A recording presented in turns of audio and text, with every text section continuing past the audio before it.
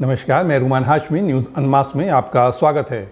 आज बात अफ़गानिस्तान में शांति बहाली और अफ़गानिस्तान में बदलते राजनीतिक समीकरण की। राष्ट्रपति अब्दुल गनी की सरकार अमेरिकी सेना के अफ़गानिस्तान से निकल जाने के बाद कितने दिनों तक टिकी रहेगी, इस पर भी नज़र डालेंगे। अफ़गान सरकार अपने अस्तित्व के लिए लड़ाई लड़ रही है क्योंकि बाहरी और आंतरिक दबाव से अमेरिका थक गया और अफ़गानिस्तान से बाहर निकलने की तैयारी में है। अमेरिका के कट्टर दुश्मन तालिबान इसका फ़ायदा उठाने में लगा है। वहीं अमेरिका की कोशिश है कि शांति समझौते को अस्थायी बरकरार रखे। इसकी जिम्मेदारी जो है वो अफ़गानिस्तान से बाहर निकलने के बाद भी इसकी जिम्मेदारी को वो सुनिश्चित करे। इसमें कितने कामयाब होता है, इस पे हालात को देखते हुए नज़र तो नहीं आ रहा है। सेना के ख़िलाफ़ तालिबान के लड़ाके लगातार जो हैं वो जंग जारी रखे हुए हैं। गनी सरकार अंतर्राष्ट्रीय मंच पर भी अब अलग थलग पड़ गई, ऐसा नज़र आ रहा है। कई महत्वपूर्ण देश दोहा में तालिबान के साथ आने वाले समय में अफ़गानिस्तान में अपनी भूमिका और मौजूदगी को यकीन बनाने के लिए बातचीत कर रहे हैं। 7 मार्च को लीक हुए एक पत्र में ये पता चला है कि अमेरिकी विदेश मंत्री एंटनी ब्लिंकन ने एक सख्त संदेश में अफ़गान राष्ट्रपति अशरफ गनी को राष्ट्रपति पद से हटने और अपनी सरकार को भंग करने को कहा। साथ ही ये भी कि संविधान को भी ख़त्म करते हुए उसे स्क्रैप कर दिया जाए। पत्र में उन्होंने लिखा है कि नई सरकार जिसमें तालिबान भी शामिल रहेगा नए संविधान का प्रारूप तैयार करेगा। वहीं गनी ने एक अपने पद से यह कहकर इस्तीफ़ा देने से इनकार कर दिया कि उनकी सरकार जनता के वोट से चुनी गई सरकार है। अमेरिकी राष्ट्रपति जो बाइडेन अफ़गानिस्तान के हालात और तालिबान के साथ हुए समझौते से बहुत संतुष्ट नहीं है। हाल ही में एक इंटरव्यू में बोलते हुए बाइडेन ने कहा है कि सेना की वापसी की समय सीमा को पूरा करना कठिन होगा। उन्होंने कहा कि दोहा समझौता बहुत ठोस बातचीत वाला समझौता नहीं था।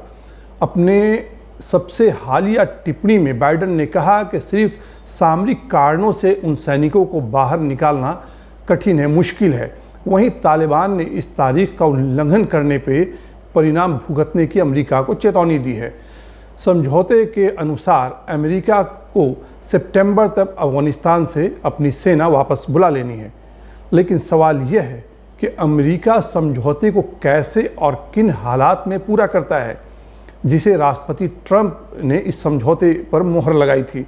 अफ़गान सरकार को भंग करके एक एंट्रीम गवर्नमेंट का आह्वान करने वाला अमेरिका का दृष्टिकोण शांति ऐसे हालात में अफ़गानिस्तान में नहीं लाएगा।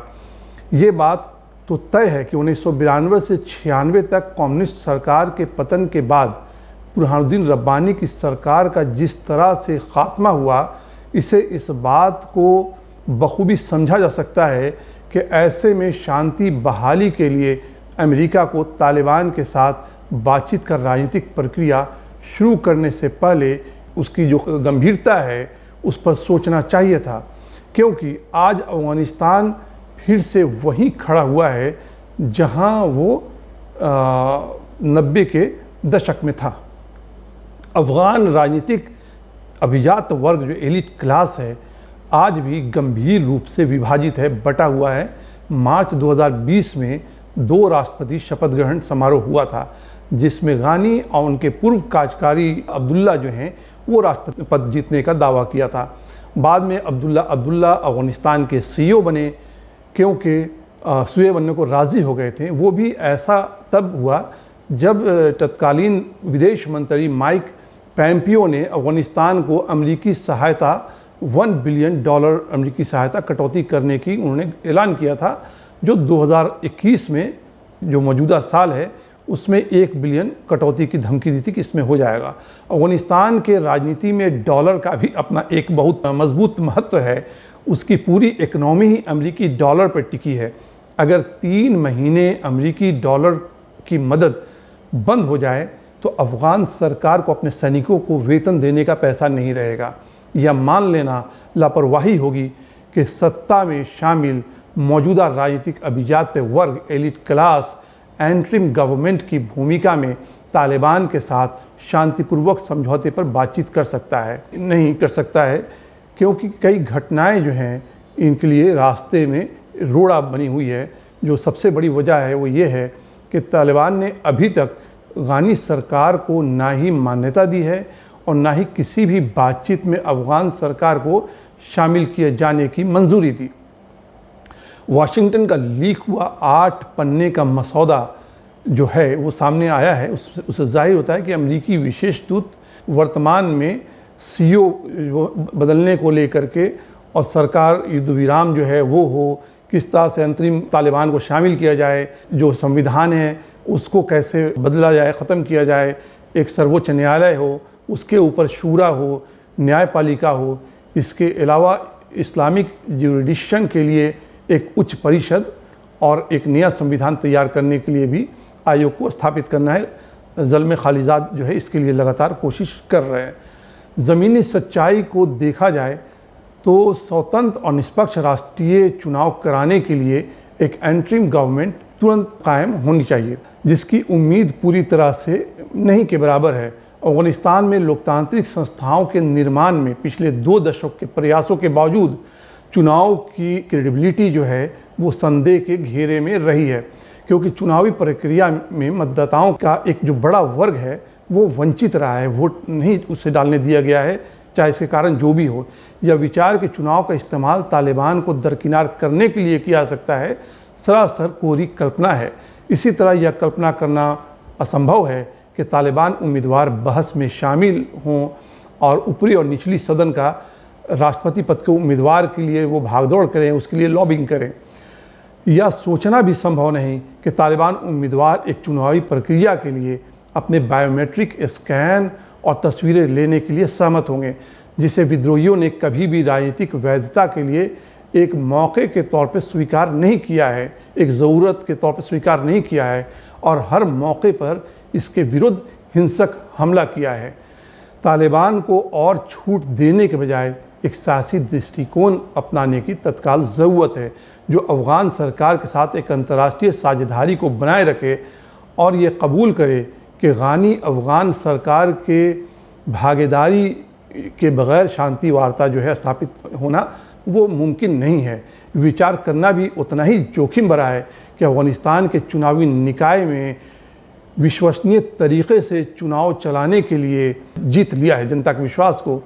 एक धांधली भरा चुनाव बड़े पैमाने पे लगातार अफ़गानिस्तान में होता रहा है, ऐसे आरोप लगते रहे हैं और इलेक्शन जो ऑब्जर्वर रहे अंतर्राष्ट्रीय उनके आरोप ऐसे लगते रहे हैं। ऐसे हालात में अमेरिका और गठबंधन सेना अफ़गानिस्तान से अपनी वापसी कर रही है। क्षेत्रीय शक्तियां देश में प्रभाव बनाने के लिए सक्रिय हो गई है। वहीं तालिबान और अफ़गान सरकार की सेना के बीच देश पर नियंत्रण कायम करने के लिए, कब्ज़ा करने के लिए जंग जारी है। अमेरिका की वापसी के बाद ईरान, चीन, भारत, पाकिस्तान और रूस अफ़गानिस्तान में अपने प्रभाव को बढ़ाने के लिए संघर्ष कर रहे हैं। इस महीने चीन, अफ़गानिस्तान और पाकिस्तान के विदेश मंत्रियों ने अफ़गानिस्तान के भविष्य पर चर्चा करने के लिए वीडियो कॉन्फ्रेंसिंग के माध्यम से मुलाकात की। मध्य एशिया में अपनी पैठ बढ़ाने और अफ़गानिस्तान में निवेश का विस्तार करने के बीजिंग की कोशिश को भी यही नज़र से देखा जाए। इस बीच भारत ने तालिबान के साथ अपने लंबे समय से चली आ रही नीति को चुपचाप बदलते हुए कतर में तालिबान प्रतिनिधियों के साथ कथित तौर पर कूटनीतिक बातचीत शुरू कर दी है। भारत के $3 अरब अफ़गानिस्तान में लगे हुए, भारत उनको भी सुरक्षित करना चाहता है और अपने रिश्ते को भी। पड़ोसी पाकिस्तान को अभी भी तालिबान पर काफ़ी प्रभाव डालता आया है। अफ़गानिस्तान में भविष्य को प्रभावित करने में भारत के प्रयासों को कमज़ोर करने पर पाकिस्तान लगा हुआ है। इस सप्ताह ताजिकिस्तान में क्षेत्रीय राष्ट्रीय सुरक्षा सलाहकारों की एक बैठक के दौरान पाकिस्तान के राष्ट्रीय सुरक्षा सलाहकार मोईद यूसुफ ने दिल्ली पर परोक्ष रूप से कटाक्ष करते हुए बाहरी ताकत पर अफ़गानिस्तान में शांति प्रयासों को पटरी से उतार सकते हैं, ऐसा इल्ज़ाम लगाया। आखिर यह सब क्या दर्शाता है? कुछ एक्सपर्ट की राय है कि ये कूटनीतिक लड़ाई पहले से ही कमज़ोर देश को और अस्थिर कर सकता है और तालिबान को सशक्त बना सकता है, क्योंकि वे अपनी अंतर्राष्ट्रीय प्रतिष्ठा को मजबूत करना चाहता है। अफगानिस्तान के पूर्ण रूप से कब्ज़ा करने को तालिबान अफगानिस्तान में बेताब है। हालांकि पाकिस्तानी प्रधानमंत्री इमरान खान ने साफ तौर पर कहा है कि वो अफगानिस्तान में शांति बहाली की कोशिश में लगातार लगे हुए हैं, लेकिन सच्चाई क्या है ये भी जाहिर है। लेकिन ये स्पष्ट नहीं है कि ये सभी परस्पर विरोधी कूटनीतिक जो पार्टीज़ हैं, अलग अलग कंट्रीज़ जो हैं, वो अफगानिस्तान में किस तरह शांति स्थापित करने में सफल होंगे। वॉल स्ट्रीट जर्नल द्वारा रिपोर्ट आया है कि एक अमेरिकी खुफिया आकलन ने निष्कर्ष निकाला, जो वॉल स्ट्रीट जर्नल में छपा है, कि अमेरिकी सेना अफगानिस्तान से जैसे ही वापस आएगी उसके 6 महीने के भीतर काबुल पे तालिबान का कब्ज़ा हो जाएगा। विश्लेषकों का अनुमान है कि अगर सरकार नहीं गिरती है तो लड़ाई लंबे समय तक गृह युद्ध में बदल सकती है। अफगानिस्तान में कुछ कमज़ोर जातीय समूह अफ़गान सरकार की सेना उन्हें छोड़ दिया है ऐसा महसूस कर रहे हैं और तालिबान के हमलों से ख़ुद को बचाने के लिए पहले ही से अपनी मिलिशिया जो है प्राइवेट आर्मी खड़ी कर रहे हैं। इस बीच अमेरिकी कांग्रेस बाइडेन प्रशासन की ओर से स्पष्टता की कमी के कारण निराश है कि कैसे अमेरिकी सेना अफगानिस्तान में आतंकवाद विरोधी लड़ाई को बीच में ही छोड़कर वापसी कर रही है। सीनेट के सशस्त्र जो सेवा समिति में बैठने वाले रिपब्लिकन सेनेटर सुलिवन ने सेनेट को बताया कि अगर तालिबान सत्ता संभालता है तो इसकी निगरानी करना बहुत मुश्किल और जोखिम भरा काम होगा। 1992-96 में रब्बानी सरकार के तहत स्थानांतरण गठजोड़ ने राज्य की अनुपस्थिति की सोच को और मजबूत किया है, जो कि अफ़गान सेना के विघटन में सबसे विशेष रूप से महसूस किया गया था। रब्बानी की सरकार कमज़ोर थी और उसके पास हिंसा का एकाधिकार मोनोपोली नहीं थी, जिसके मायने यह था कि इस बात की कोई गारंटी नहीं थी कि इसके आदेशों का पालन किया जाएगा या लागू किया जाएगा।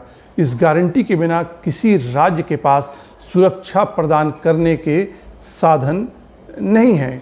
राजनीतिक क्षेत्र ऐसे हालात में एक खुला खेल का मैदान होगा, जिसमें लोकल जो नेबरिंग कंट्री हैं उनको जो है खुलकर अपने खेलने का मौका मिलेगा। गनी अफ़गान सेना के प्रमुख भी हैं जो तालिबान के साथ लंबे समय से युद्ध में लगा हुआ है। वर्तमान प्रशासन को हटाकर वाशिंगटन ने अफ़गान सुरक्षा बलों को कमज़ोर करना, उसे तोड़ने का जोखिम उठाया है। तालिबान के अलावा अब कई कबीले भी अपनी अपनी मिलिशिया खड़ी करने में लगे हैं। ऐसे में राजनीतिक नेता, पार्टियां और मिलिशिया आपस में टकराएंगी और राजनीतिक सत्ता और क्षेत्रों के लिए संघर्ष करेंगे और तालिबान को प्रस्तावित एंटरिम प्रशासन की विफलता से बहुत कुछ हासिल करना है और संभावित तौर पर इस बिखराव और टकराव से उसे और फ़ायदा होगा, वैसा ही फ़ायदा जैसा तालिबान सरकार को रब्बानी सरकार और गुलबदीन हिकमतयार रशीद दोस्तम जैसे वार लॉर्ड्स के आपसी लड़ाई और टकराव से हुआ था। आज तक में बस इतना ही। अगर आपको हमारा ये प्रोग्राम पसंद आ रहा है तो हमें लाइक और सब्सक्राइब करें। धन्यवाद।